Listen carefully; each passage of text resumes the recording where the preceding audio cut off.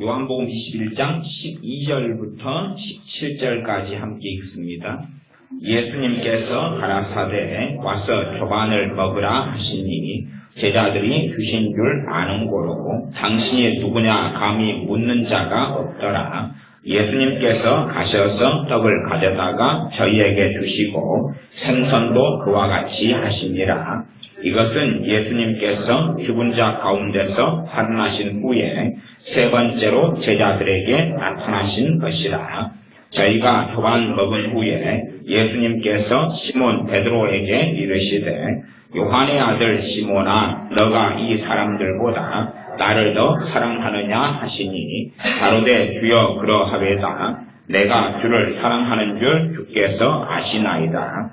가라사대 내 어린 양을 먹이라 하시고 또 두 번째 가라사대 요한의 아들 시몬아 너가 나를 사랑하느냐 하시니 가로되 주여 그러하외다. 내가 주를 사랑하는 줄 주께서 아시나이다. 가라사대 내 양을 치라 하시고 세 번째 가라사대 요한의 아들 시몬아 너가 나를 사랑하느냐 하시니 주께서 세 번째 너가 나를 사랑하느냐 하시므로 베드로가 근심하여 가로되 주여 모든 것을 아시오매 내가 주를 사랑하는 줄을 주께서 아시나이다. 예수님께서 가라사대 내 양을 먹이라.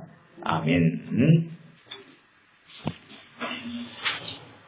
오늘의 말씀은 제목을 정한다면 담대하라 이런 정도 제목. 또 옛날 식으로 제가 집회했을 때의 옛날 집회 설교 중에 하나가 여러 개가 녹음이 안 됐지만 그 중에 하나의 제목이 철판신공. 그죠? 철판신공. 철판신공을 이 머리에다가 하면 머리는 석두신공이 되겠죠. 돌머리가 되든지 무쇠머리가 되든지 말하자면 우리 얼굴을 단단하게 만든다는 이야기입니다. 성경적으로는 담대하라 그건데 자 이제 요한복음 21장에 베드로에 대한 이야기를 통해서 우리가 한번 살펴보겠습니다. 지금 우리가 아시다시피 베드로 사도는 어떤 사람이냐 그러면 주님을 세 번이나 부인한 사람이에요.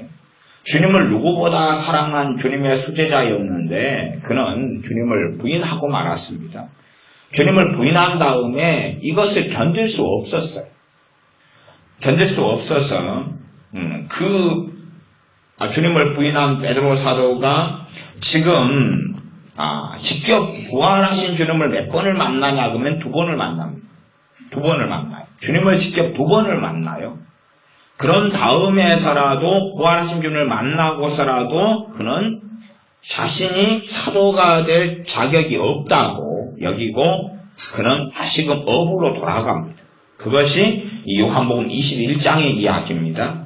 21장 1절, 2절, 3절까지를 제가 읽어보겠습니다. 요한복음 21장 1, 2, 3절 그 후에 예수님께서 디베라 바다는 갈릴리 호수 갈릴리 바다입니다. 또 제자들에게 자기를 나타내셨으니 나타내신 일이 이러하니라. 세 번째 나타내신 사건입니다. 이 사도들에게는 시몬 베드로와 디두모라 하는 도마와 갈릴리 가나 사람 나다나엘과 세베대의 아들들과 또 다른 제자 둘이 함께 있더니 그럼 총 몇 명이죠? 베드로, 디두모라, 도마, 갈릴리 가나, 나다나엘, 세베대 아들은 야고보, 요한이죠? 둘, 그다음 다른 제자 둘, 그러니까 총 7명인가요? 이렇게 이제 한꺼번에 지금 어부 생활로 돌아가 버립니다. 함께 있던 시몬 베드로가 나는 물고기 잡으러 가노라 하며 왜 물고기 잡으러 가버리냐 그 말이에요. 그것은 시몬 베드로가 자기의 죄에 대하여 견딜 수 없었기 때문에 그렇습니다. 자기가 주님을 부인한 것에 대하여 도무지 자기 양심도 자신의 신앙도 그것이 도무지 자기를 참을 수 없었기 때문에 그렇고 자기는 주님의 사도라는 사명을 감당할 수 없는 자로 생각해서 주님 부활하신 주님을 친히 두 번이나 만났음에도 불구하고 사도의 자리를 떠나서 물고기 잡으러 가버리는 사건입니다. 3절 시몬 베드로가 나는 물고기 잡으러 가노라 하매 저희가 우리도 함께 가겠다 하고 나가서 배에 올랐으나 이 밤에 아무것도 잡지 못하였더니. 물고기 잡으러 갔는데 아무것도 못 잡았습니다. 아무것도 못 잡은 상황은 누가 관여하신 상황입니까? 주님이 관여하신 상황이에요. 그래서 베드로 사도가 맨 처음 주님 만났을 때처럼 그런 유사한 사건이 벌어집니다. 주님께서 이 바닷가에 서셔가지고 묻습니다. 5절에 얘들아 너희에게 고기가 있느냐? 뭘 좀 잡았냐? 그 말이죠. 못 잡았습니다. 6절에 그물을 배 오른편에 던지라 그리하면 얻으리라.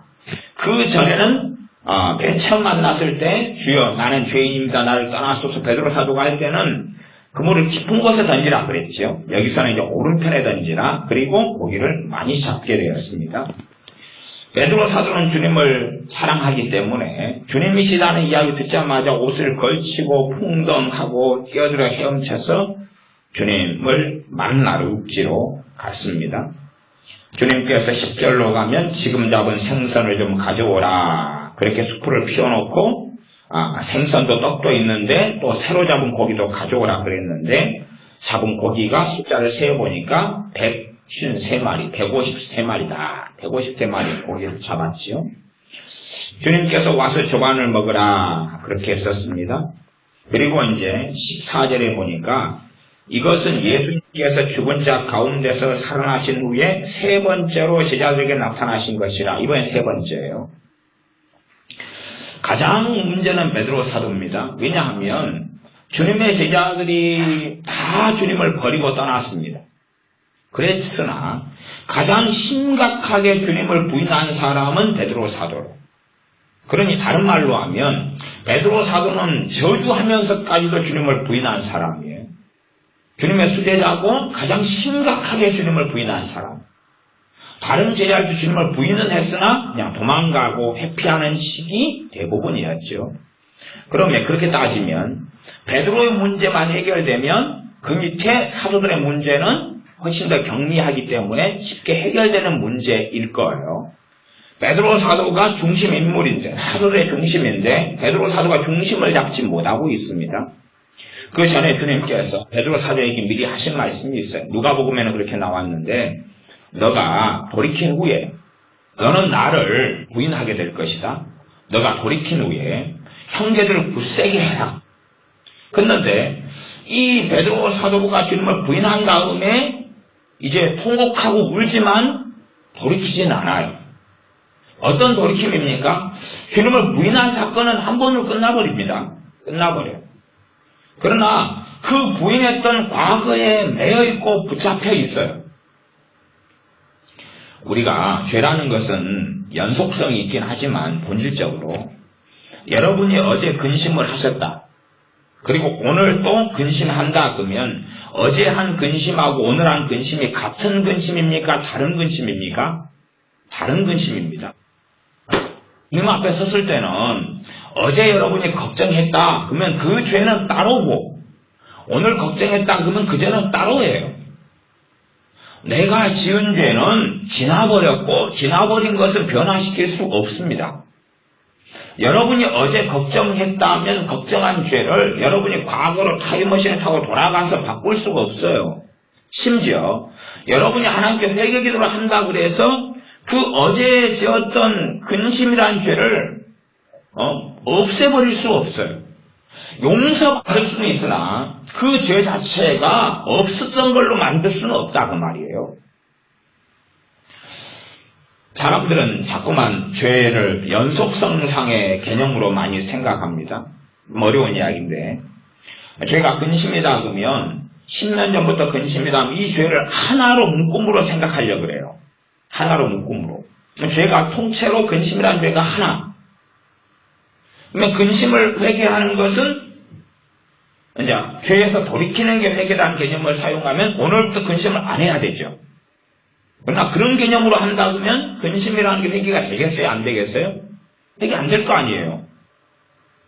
죄에서 돌이키는 게 근심이다 그러면 내가 누구를 때렸다. 그러면 그 때리는 것은 과거의 사건이 돼버렸고 과거의 특별한 죄가 돼버렸어요.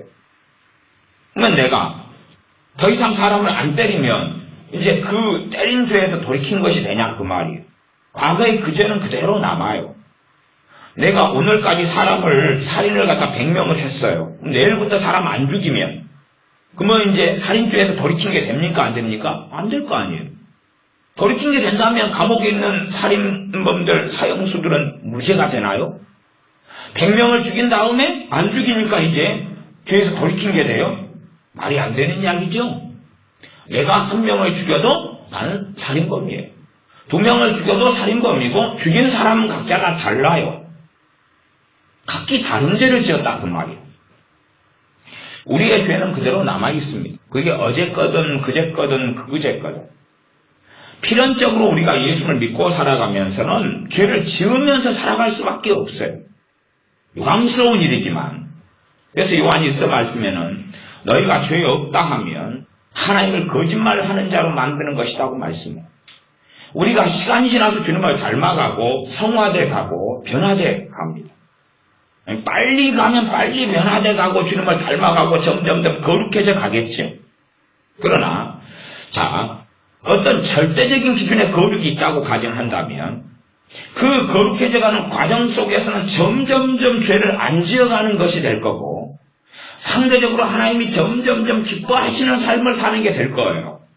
그러나 이 절대적인 거룩이 있다면 내가 이 밑바닥에서부터 이만큼 거룩해졌다 그래도 이 차이만큼은 죄를 짓고 살아요? 안 짓고 살아요? 짓고 살아요. 이해되시죠? 다시 내가 이만큼 상당히 거룩해졌다. 상당히 하나님의 뜻을 알고 하나님을 기쁘시게 한다고 해도 절대적인 기준이 있다면 그 차이만큼은 나는 어쨌든 죄를 짓고 있는 거다. 그 말이에요. 내가 예수를 믿고 영접하자마자 하나님이 원하신 절대적인 기준에 의해 그 도덕성, 그 흠이 없는 완전 무결한 삶에 도달하지 않는 한은 나는 죄를 짓고 살아갈 수밖에 없어요.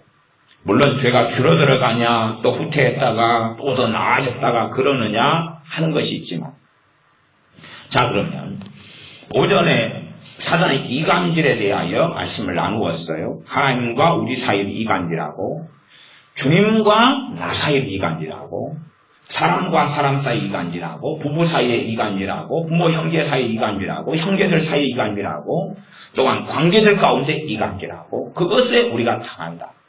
그러니 그 이간질에 당하면 복음의 능력을 누리지 못하는 그 심각한 이야기를 했었습니다.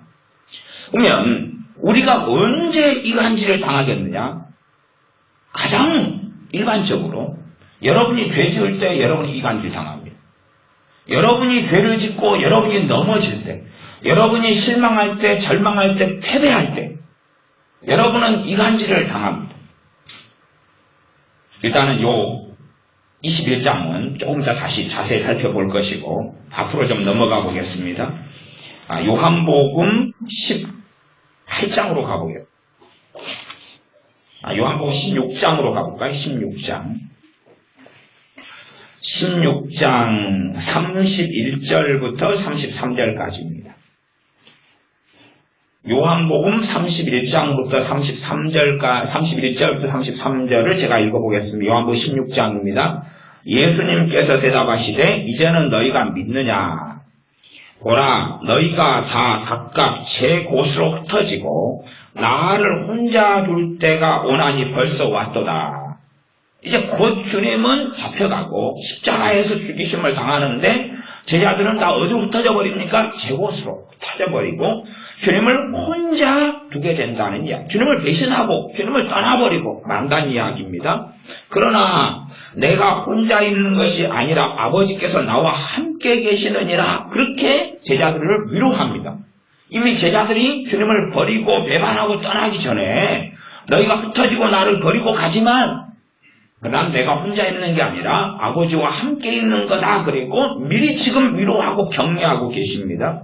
33절 이것을 너희에게 이름은 너희로 내 안에서 평안을 누리게 하려 함이라. 너희들이 나를 버리고 제 곳을 다 흩어져서 나를 혼자 두는데 이 이야기를 내가 먼저 한다. 그것은 너희로 하여금 평안하게 하려고 합니다. 평안을 누리게 하려 합니다. 주님을 배신하고 버릴 때에 지하들은 어떻게 되겠습니까? 절망 속에 들어가고 죄책감 속에 들어가고 자책 가운데 들어가고 나는 왜 이거밖에 안 되느냐? 왜 주님과 죽으면 죽었지 왜 주님을 버렸느냐 할 것 아니에요. 이때 무엇을 누리게 하려고 주님이 하시는 말씀이에요? 평안을 누리게 하려고. 다시 말하면 우리가 주님을 부인하게 되었을 때, 죄 가운데 넘어지게 되었을 때, 쓰러지게 되었을 때, 그럴 때에 다시금 주님 앞에 서도록 하려고, 주님을 다시금 의지하고 주님 안에 평안을 누리게 하려고 미리 말씀하신 이야기예요. 그래서 16장으로 넘어왔습니다. 자, 그 다음에 세상에서는 너희가 환난을 당하나 담대하라. 내가 세상을 이기었노라. 물론 복음성가에서 담대하라 이렇게 부르지만 앞에 뒤에 이 문맥을 지금 빼버리고 복음성가는 사용하는 부분이 있습니다. 그 문맥에서는 제자들이 주님을 부인하게 되고 버리게 되는 문맥이에요. 그런 문맥에서 내가 미리 너희에게 이야기하는데 이 이야기 때문에 너희가 평안을 누리게 하려고 베드로 사도가 주님을 부인하고 저주했고 버렸는데 그 다음에 뭐 하게 하려고요? 베드로 사도가 아이고 내가 왜 이렇게 했을까? 내가 왜 주님을 부인했을까? 그렇게 통곡하고 있는 자리에서 무엇을 누리게 하시려고요? 평안을 누리게 하시려고. 제자들이 왜 주님을 부인했을까 버렸을까 그 자리에서 평안을 누리게 하시려고 이 말씀을 하시는 거고, 세상에서 너희가 환난을 당하라. 환난을 당할 때에 모든 그리스도인이 승리할 수 있을까요? 없겠지요. 승리에 가겠지요. 승리에 가야 되고, 그러나 승리에 가는 과정에서는 얼마나 많이 넘어지겠습니까? 얼마나 많이 쓰러지겠습니까? 그때에 주님이 하신 말씀에 담대하라고 말씀하시는 거예요. 이걸 제가 그냥 소설 이야기로 한다면 철판신공이다. 담대하라 그 말이에요. 담대하라. 환난을 당하면 많은 사람은 환난 속에 넘어집니다. 자빠져요. 쓰러져요. 승리하는 비결은 뭐라고요? 담대하라. 담대하라. 누구 때문에 담대하라는 것입니까? 주님 때문에. 주님 때문에 담대하라는 것이. 다시 주님 의지하고 일어나라는 것입니다. 거기에 마귀의 이간질을 당해서 너가 그런 자리에 섰기 때문에 사도들 같으면 베드로 너는 더 이상 사도가 될 자격이 없어라고 베드로 사도는 당해버린 거죠. 주님이 친히 부활하신 다음에 2번이나 만나주셨는데, 그리고 주님께서는 베드로 사도가 배반하기 전부터 배반할 것을 가지고 말씀하셨어요. 그런 일이 벌어질 거라고. 왜요? 너희가 시험에 들지 않게 1시간 동안 깨어서 기도하라. 1시 동안 기도하라. 1 hour 기도하라. 그랬는데 1시간은 기도하지 않았어요. 그러니 그들은 주님을 배반할 수밖에 없는 사탄의 올무 속에 들어가게 되었고, 주님은 그것을 미리 예언을 하셨어요. 그러나 그 배반 후에 넘어짐 후에 쓰러짐 후에 베드로 너는 너 형제들을 너가 굳세게 해줘야 된다 말씀했는데 베드로 사도는 담대할 수 없었어요. 왜냐하면 주님의 사랑에 근거한 거기보다는 자기 행위에 근거한 삶으로 베드로 사도가 돌아서고 말았어요. 자기 행위에 근거해서 사도가 된 거죠, 소위 말하면. 그러나 사도로 주님이 부른 것은 베드로의 행위가 아니라 주님에게 기원하는 거예요. 주님의 사랑은 주님에게서 기원한 건데 베드로는 자기의 흠없는 생활, 완전무결한 생활, 그까지는 의지하지 않았더라도 심각한 결함이 드러날 때, 베드로 사도같이 주님을 부인하는 일이 드러날 때는 그렇게 돌아설 수밖에 없어요. 우리가 실망과 절망과 낙담과 패배와 또한 죄의 굴레 속에 들어가서 거기에 얽매이고 진 다음에, 거기에서 패배한 다음에 거기에서 주님의 더 깊은 은혜 속에 들어가는 사람이 있고, 그리고 거기에서 밑으로 떨어져 버리는 사람이 있어요. 떨어져 버리는 사람은 끊임없이 뭘 의지하냐 그러면 자기의 행위를 의지해요. 자기의 행위를 의지하니까 거기에 사단의 참소와 이간을 당하기 너무나 쉬운 상태고, 그래서 결국은 경험하고 삽니다. 주님하고 거리가 너무 멀다는 것을. 주님의 나와 함께 하심은 말뿐이지 실제적인 함께 하심은 없다는 사실. 그걸 경험하면서 진리를 거꾸로 생각합니다. 왜 거꾸로 생각해요? 주님이 나와 함께 하시지 않는 이유는 내가 그 죄를 지었기 때문에 그렇다고 생각해요. 그러면 내가 그런 죄를 안 짓고 완전 무결한 삶을 산다면 주님은 함께 하시는 거예요. 자기만의 복음을 훼손해서 만들어버리는 거예요. 문제는 내 문제지. 내가 그 죄악의 구렁텅이 속에, 내가 그 절망 속에 있을 때에 담대할 수 있느냐? 주님 때문에 담대할 수 있느냐? 아니면 나를 의지한다면 담대할 수 없겠지. 자기를 의지하는데 담대할 만한 거리가 어디가 얼마나 있겠어요? 물론 실패하지 않고 패배하지 않고 절망하지 않고 잘못하지 않고 죄짓지 않고 살아가는 완전 무결한 사람이 있다면 충분히 담대할 수 있겠죠. 그러나 말씀대로 너희가 죄 없다 하면 스스로 속이고 하나님을 거짓말하는 자로 만드는 것이다. 아무리 우리가 승승장구하면서 주님을 닮아간다 할지라도 그런 과정 가운데 죄를 극복해 갈 수는 있지만 그러나 어느 믿음의 수준에서는 극복하지 못한 죄는 그대로 있는 거예요. 깨닫지 못한 죄, 알지 못한 죄, 극복하지 못한 죄가 그대로 있고 어떤 죄는 좀 극복한 죄가 있고 그럴 뿐이겠죠. 그렇지. 완전 무결하다, 흠이 없다. 그렇기 때문에 어느 때 천국에 들어간다는 것이 결코 아닙니다. 자, 18장으로 넘어가겠습니다. 요한복음 18장입니다. 요한복음 18장 25절부터 제가 읽어봅니다. 25절부터 27절입니다. 요한복음 18장입니다. 시몬 베드로가 서서 불을 쬐더니 사람들이 묻되 너도 그 제자 중 하나가 아니냐? 베드로가 부인하여 가로되 나는 아니라 부인합니다.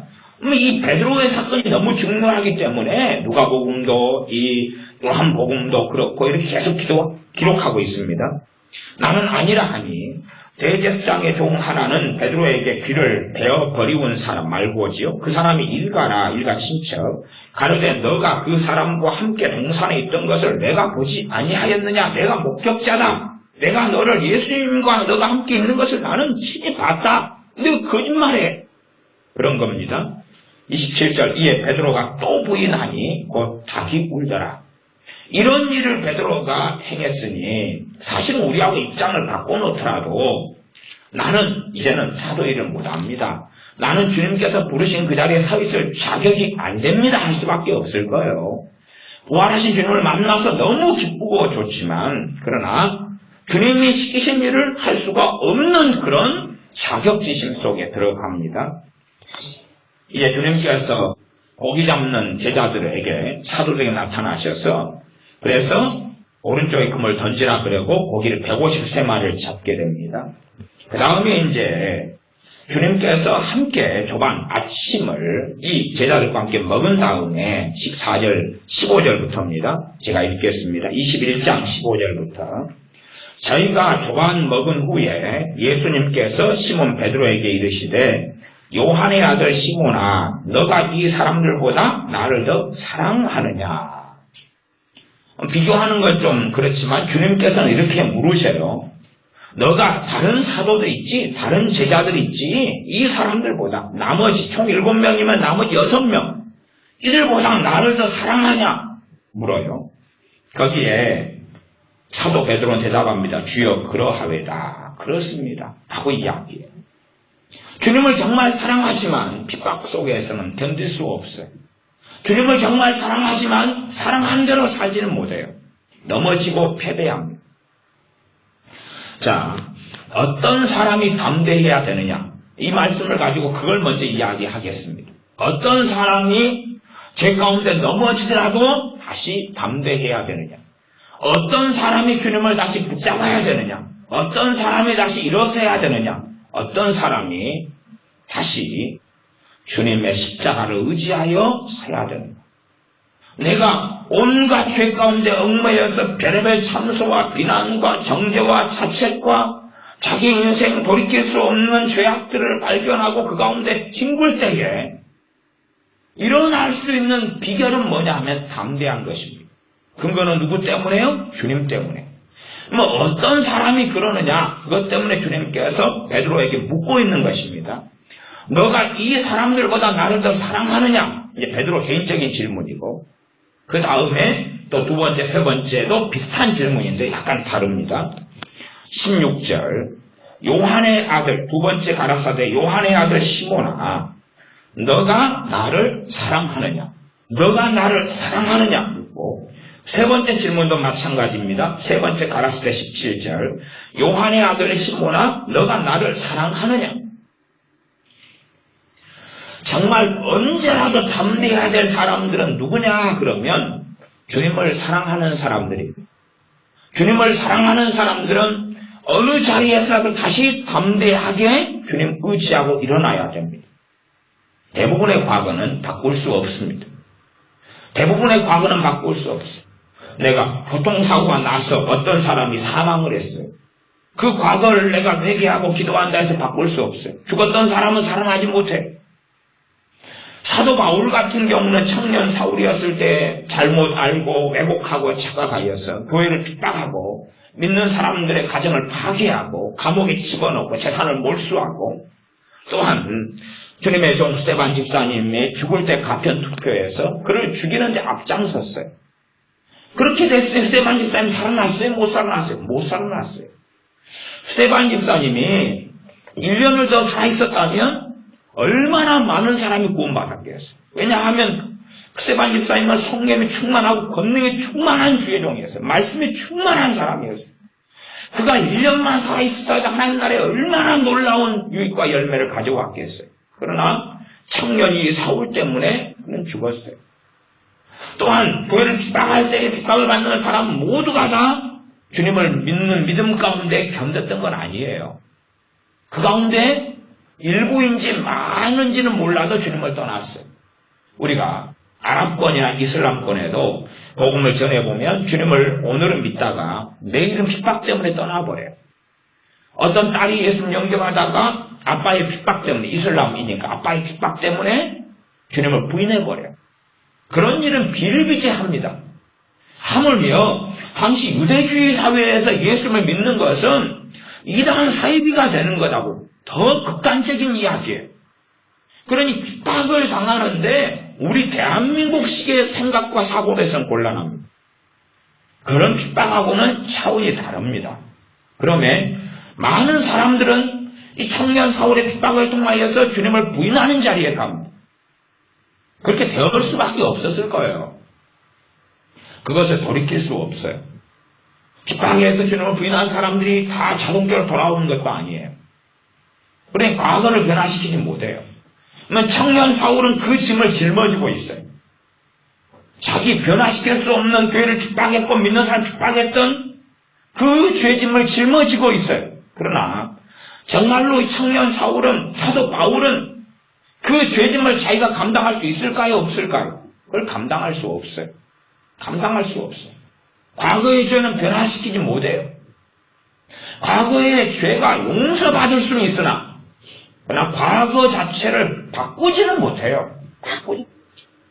과거는 그대로 남아있어. 그게 흘러와서 합력하여 선을 이루시는 하나님의 역사는 있으나 과거 자체가 없어지지 않아. 내가 누구랑 결혼했는데 그 다음에 결혼했다가 하나님께 기도했더니 결혼했던 그 사실이 다 무효가 되고 없어진다. 그렇지 않아요.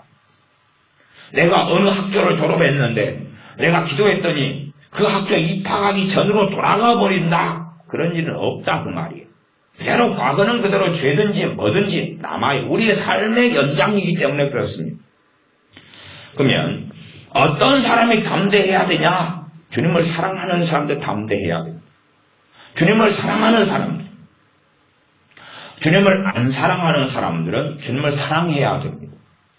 우리 주님을 사랑하는 사람들은 어느 자리에서라도 담대해야 돼요. 어느 자리에서라도. 내가 지금보다 더 많은 죄 가운데 들어가도 담대해야 돼. 아마 우리가 죄만 지으면 사단은 참소할 거. 우리도 마귀 편이 돼가지고 어이 마귀 너 가만히 있어. 너가 가만히 있어도 내가 나를 눕혀놓고 짓밟아버릴 거야. 너가 협력 안 해도 괜찮아. 그 정도로 우리는 우리 자신을 짓밟아버릴 수도 있어요. 너 가만히 있어. 그리고 내가 나를 눕혀놓고 그냥 온갖 저주, 온갖 악담, 온갖 비난, 온갖 정죄를 해댈 수도 있어요. 이 못나나, 바보야, 멍청아, 쪼다야, 찐빵아, 딱따구리야, 멍게야, 해삼아, 말미자라. 그리고 온갖 그냥 비난과 욕을 마귀 너가 아니더라도 내가 해버릴 수 있어. 그리고 해버릴 수 있을 거예요. 그런 사람들은 제대로 깨어있는 삶을 살지 못합니다. 제대로 변화된 삶을 살지 못해요. 심지어 내가 지금 잘못했고 실망했고 절망했고 죄지었고 타락했고 악해졌는데 이것을 사단이 참수하고 공격해요. 그러면 우리가 그걸 받아들이죠. 물론 내 생각처럼 내 감정처럼 공격하겠죠. 받아들여요. 다 맞아. 그렇게 해서도 주님을 사랑하는 사람들은 안 되는 것이. 그러면 그렇게까지는 하는 건 어느 정도까지 봐줄 수 있을까요? 막 참소할 때에 맞아. 근데 어쩌라고? 대체 네 말이 맞아. 그런데 어쩌라고? 네 말이 맞아도 너는 가. 주님하고 나하고 해결할 문제고 나는 주님으로 인하여 담대할 거야. 주님의 십자가는 그 정도 이상의 담대함을 가지고 오는 겁니다. 주님의 십자가는. 뭐 좀 돈 좀 있는 사람이 여러분의 보증을 서준다면 여러분은 그 사람의 돈과 재력만큼 담대할 것 아닙니까? 누가 여러분의 뭐 스폰서? 스펜서는 스폰서가 해준다면 여러분은 그만큼 담대할 것 아닙니까? 주님의 십자가가 우리의 보증이 되고 성령님이 우리의 보증이 됩니다. 어지간한 잘못과 허물과 문제 때문에 보증하시는 성령님께서 사라지시거나 떠나시는 게 아닙니다. 어지간한 실패 때문에 그러시는 게 아닙니다. 하나님은 우리를 아시기 때문에 우리가 믿음의 여정 가운데 넘어지는 것을 안 넘어져야 되지만 그러나 때론 필연적이게도 넘어지는 것, 쓰러지는 것, 자빠지는 것을 아셔요. 때로는 어떨 때는 그 어떤 죄를 벗어나지 못한 채 10년, 20년을 보낼 수도 있어요. 그러나 거기에서 벗어나고 일어나는 비결은 담대한 것이. 그러니 주님을 부인하기 전에 부인할 것을 염두에 두고 사도들에게, 또한 베드로에게 주님께서는 담대하라고 말씀하시는 거예요. 담대하라고. 우리 자신을 의지하고 의뢰한다면, 우리가 우리 자신을, 우리의 행위를 의지하고 신뢰하는 사람이라면 담대할 수 없을 거예요. 좀 잘난 사람만, 도덕적인 결점이 없는 사람만, 특별한 허물이 없는 사람만, 문제가 있어도 아주 경미하고 사소한 문제만 있는 사람만, 이 사람들은 담대할 수 있겠지. 그러나 그 담대함도 하나님의 놀라운 은혜를 가져오지 못할 거예요. 담대함은 있어도 자기의 행위에 근거한 담대함이기 때문에 그것 때문에 하나님 관계가 좋아지지는 않아요. 그건 어리석은 것이니까. 그러니 자기 행위가 대단히 거룩하고 아름답더라도 그것을 의지하는 사람의 담대함은 가짜입니다. 거꾸로 자기 행위가 너무나 안 좋고 문제가 심각하고 자기 행위를 의지해서 담대하려 그러는데 담대할 거리가 없기 때문에 담대하지 않은 사람도 하나님의 사랑 속에 하나님과 주님과 함께 동행하는 삶 속에 들어가지 못할 겁니다. 왜냐하면 주님의 십자가의 복음을 등져버린 사람, 잊어버린 사람, 망각해버린 사람, 부인해버린 사람이 되기 때문에 그렇습니다. 그러함에 극단적으로 말씀드리면 로마서 말씀대로 죄가 더한 곳에 은혜가 더욱 넘치도다. 우리의 죄가, 우리의 허물이, 우리의 심각한 문제가 드러날 때에 거기에서 과연 그리스도인인 나는, 예수를 믿는 나는 담대할 수 있을 것이냐. 그러니까 우리가 먼저 확인해야 될 출발점은 어디냐 그러면 내가 주님을 사랑하는가를 확인해야 됩니다. 주님을 사랑하는가. 지금 사도 베드로는 주님을 사랑하는데도 뭐 했습니까? 주님을 부인했습니다. 그게 우리의 연약함이고 우리의 문제예요. 그러나 주님께서는 사도 베드로에게 물어요. 너가 나를 사랑하냐고. 그렇다라고 사도 베드로는 대답해요. 사랑하지만 주님이 시킨 일은 못하겠다는 거예요. 주님이 시킨 사도 일은 못하겠다는 거예요. 왜? 자기를 봤더니 담대할 수가 없는 거지. 앞에 주님이 하신 말씀을 잊어버리고 망각해버리고 말았습니다. 주님은 다시 반복적으로 물으시는 거예요. 너가 나를 사랑하냐고. 그렇다고 대답해요. 사랑하면 내가 시키는 대로 해라. 내 양을 치고 내 양을 먹이라고 말씀하셔요. 우리가 주님을 사랑하는 사람인가를 먼저 예수님을 믿는 사람들은 확인하셔야 돼요. 지금 여기에서도 사랑은 행위에 근거하기보다는 마음의 문제지요. 베드로 사도는 행위에 대한 부분은 굉장히 약하고 지금 실패한 자리에 있습니다.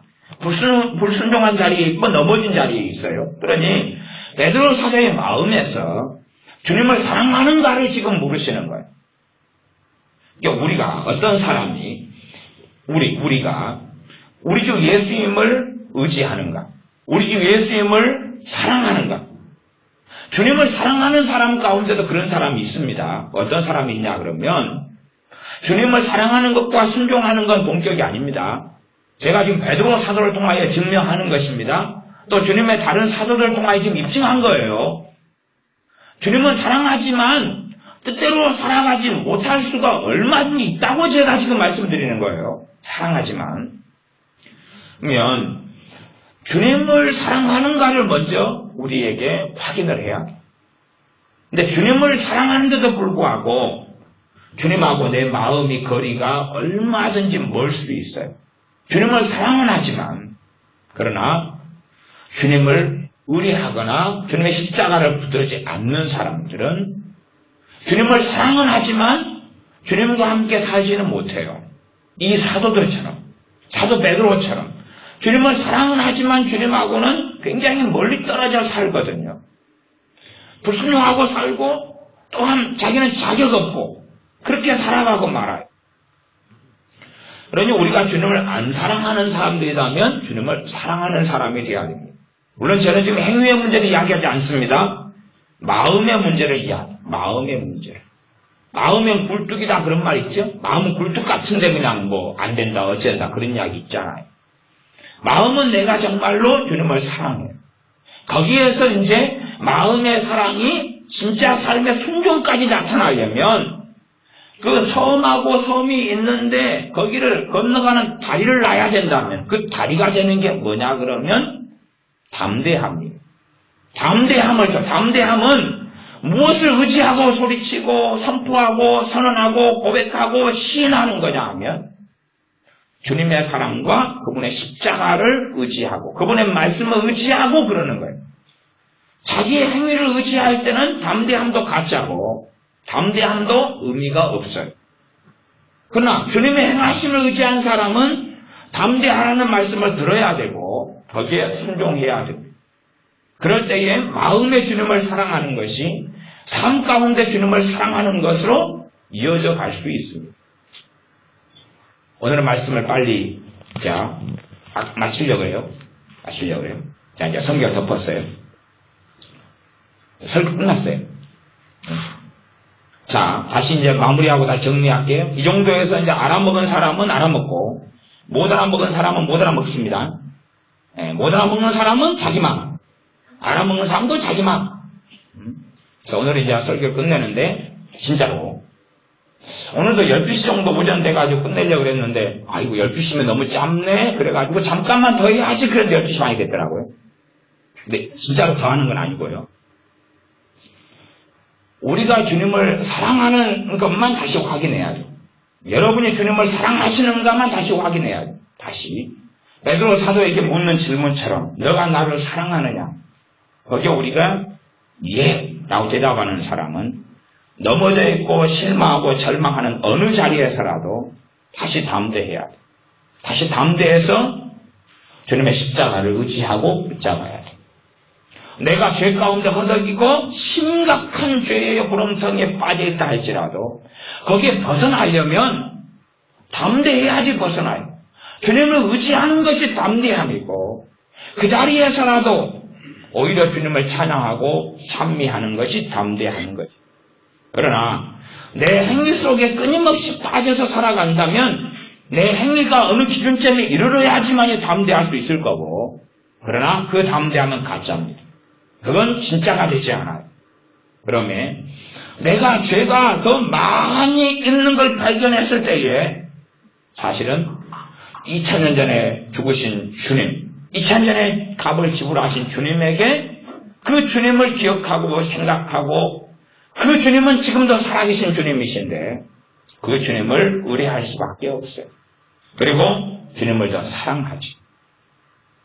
수학적으로 생각해 보면, 자, 우리가 지금 이대로 살아간다면 죄를 한 100만 50개 정도 짓고 죽는다고 합시다. 100만 50개, 이대로 살아간다면 한 100만 50개 죄를 짓고 죽어요. 근데 오늘부터 이제 대형 사고를 쳐요. 1년 동안.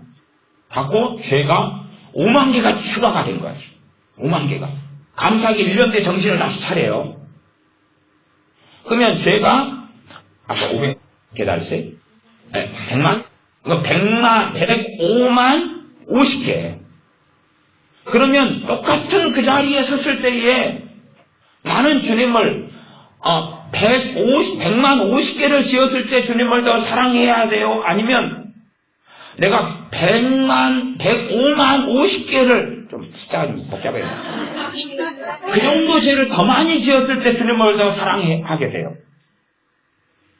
주님이 날 위해 죽으신 것은 정답이고 진리고 사실이에요. 좀 수학적으로 쉽게 하자고요. 여러분이 100만 개 죄를 지었을 때하고 지금부터 한 10년 사고를 쳐서 1000만 개 죄를 짓게 됐어요. 그리고 1000만 개 죄를 지은 다음에 정신을 좀 차렸어요.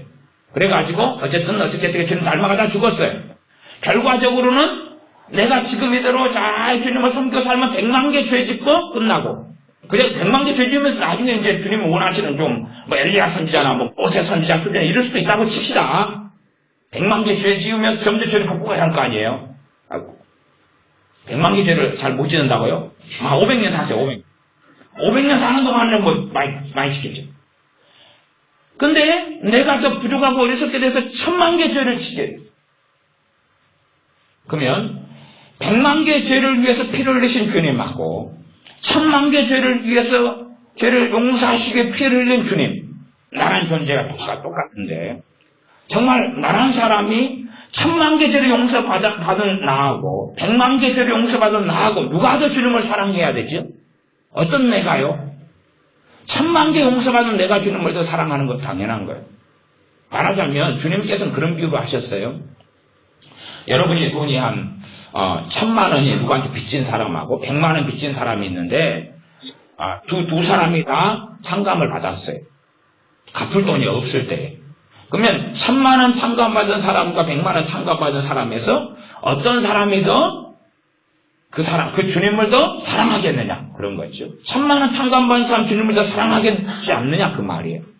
마찬가지로 우리가 죄 가운데 더 허덕이고 그럴 때에 첫째 우리를 돌아봐야 되는 것은 그럼에도 내가 주님을 사랑하느냐, 그거예요. 내가 그럼에도 주님을 사랑한다면 당연하게 주님의 복음은 내게 유효하고 주님의 십자가는 나를 위한 십자가예요. 그러면 나는 주님을 더 거기에서 회개하고 어떻게 하기 전에 주님을 더 사랑하는 건 당연한 거예요. 거기에서 주님을 더 찬양하는 것이 옳다, 그 말이에요. 거기에서 주님을 더 예배하고 경배하는 게 옳아요. 그 죄가 드러나고 더 많아진 그 자리에서. 그리고 거기에서 담대케 돼야 돼요. 담대케 될 때 하나님의 은혜가 있고 그 다음에 진짜로 회개가 가능해져요. 하나님의 은혜가 임하지 않은 상태에서 잘못했습니다, 용서해 주세요, 이걸 또 내가 이렇게 했어요 해봐야 그건 넋두리입니다. 그건 진짜 회개가 되지 않아요. 진짜 회개의 첫 번째는 뭐냐 그러면 내가 주님을 사랑하는데 주님의 십자가의 가치를 격화시키는 데서 격상시키는 거예요. 그게 진짜 회개입니다. 주님의 십자가의 복음을 던져버린 데서 다시 붙잡는 거예요.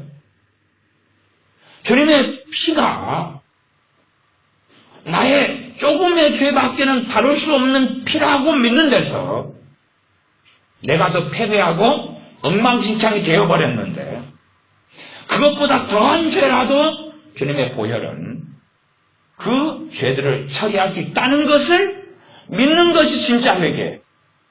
거기에서 제자의 걸음으로 바른 자리로 터닝을 해야 돼요. 그 다음에 이제 하나님의 은혜가 임해요. 그 다음에 뭐가 있으니까 담대함을 가져야 돼요. 그 다음에 하나님의 은혜가 임하고 성령의 역사하세요. 내 행위의 근거에서 성령의 역사하시는 게 아니라 내가 주님의 십자가의 복음을 붙잡기 때문에 그래요. 거기에 성령의 역사하시고 그 다음에 이제 회개가 일어나요. 여러분이 보통 경험하신 회개는 그때 오는 회개예요. 그때 오는 회개. 회개가 여러분이 다른 회개를 경험하시면 그 전에 제가 회개의 여러 종류를 지금 약하게라도 설명했고 얼마 전에 그 다음에 여러분이 경험하는 회개는 회개가 일어나면서 평안이 임하지요. 회개를 경험하면서 때로 눈물도 나오지만 이 안에는 밖에는 서러움인데 엉엉이고 막 코에서는 가락국수가 빠지고 그래도 마음은 시원해지잖아요. 근데 보통 우리가 하는 회개는 그런 게 없잖아요. 그런 게 없어요. 그냥 회개를 하면 할수록 답답해지잖아요. 잘못했다고 비리긴 비는데 뭐 아무것도 없잖아요. 그러면 회개가 지금 잘못된 거예요. 잘못된 거. 일반적으로. 근데 제일 먼저 필요한 게 뭐냐 그러면 주님 내 행위를 의지하고 사는 삶에서 주님 행위를 의지하는 걸로 주님의 십자가의 복음을 붙잡는 걸로 터닝해야 되고 그러면서 필요한 게 담대함이다. 소위 말하면 철판신공이지. 내 죄 때문에 통곡하기 이전에 주님을 찬양할 수밖에 없는 거예요. 왜? 내 이렇게 많은 죄 때문에 주님이 죽으셨으니까. 어제까지는 내가 한 C급이었어요. C급 인간이었어요. 그런데 한 달을 살면서 내가 D급 인간인 거예요. 그런데 C급 인간을 위해서 주님이 죽으셨는데 한 달 지나자면 내가 D급이 됐는데 D급을 위해 죽으신 거예요. 얼마나 감사해요. 1년을 엉망으로 살아가지고 내가 F급이 됐어요. F급. 주님께서 내가 주님을 사랑하는 걸 확인해 보면 우리는 알 수 있어요. F급인 낙제생인 쓸모없는 나를 위해서 죽으셨다는 사실. 주님께서 쓸모없는 나를 위해 죽으셨다는 사실. 그러니 주님을 찬양할 수밖에 없고 노래할 수밖에 없고 경배할 수밖에 없어요. 여러분 안에 우리 주 예수님을 사랑하는 것이 있는가를 확인하셔야 해요. 저는 지금 행위의 문제를 이야기하고 있지 않습니다. 주님께서 베드로 사도에게 묻는 그것을 저는 여러분에게 이야기하고 있습니다. 너가 나를 사랑하느냐? 주님께서 너가 나를 사랑하느냐? 물을 때에 예 그렇습니다. 예 그렇습니다. 너가 거기에 대답할 수 있다면 저는 감정의 문제를 이야기하는 여러분의 마음의 문제를 이야기하고 있습니다. 그렇다면 여러분은 주님의 십자가는 지금도 유효하고 여러분을 위해 흘리신 십자가입니다. 여러분을 흘리신 십자가의 보혈이고 예수 그리스도께서는 지금 현재 여러분의 주님이시며 여러분의 피할 바이시며 반석이시며 보호자시며 여러분의 기도를 도우시는 분이며 여러분을 살게 하시는 주님이시며 성령을 보내셔서 여러분의 성령을 충만케 하시는 주님이신 것을 믿으면서 담대하셔야 됩니다. 기도하겠습니다. 아버지 하나님, 우리가 여러 가지 순서를 뒤바꿔 버리지 아니하고 패배하고 죄 가운데 쓰러지고 넘어졌을 때라도 주님 때문에 내 행위 때문이 아니라 주님 때문에 담대한 사람들이 되게 하여 주시옵소서. 주님 때문에 왜 담대해야 되는지를 깨닫게 하시며 우리가 주님께서 멀리 떨어져 있고 아버지께서 멀리 떨어져 있는 것을 경험하고 체험한다 할지라도 다시 먼저 부를 수밖에 없는 것은 너가 나를 사랑하느냐? 묻는 주님의 음성에 그렇습니다. 대답하는 우리는 어떠한 자리에 있든지 간에 다시금 주님의 피 흘리심이 내 죄를 위한 흘리심이고 주님의 고난당하심이 나를 사랑하시는 울부짖음인 것을 그러한 외침인 것을 다시 깨달아 더 주님을 사랑하고 찬양하고 그러면서 주님의 이름으로 성령이 임하시며 능력을 주시며 다시 일으키시며 새롭게 하시는 것을 누리고 살아가는 하나님의 자녀들이 우리가 되게 하여 주시옵소서. 우리 주 예수님의 이름으로 기도하옵나이다. 아멘. 함께 말씀 붙잡고 하나님께 기도하겠습니다.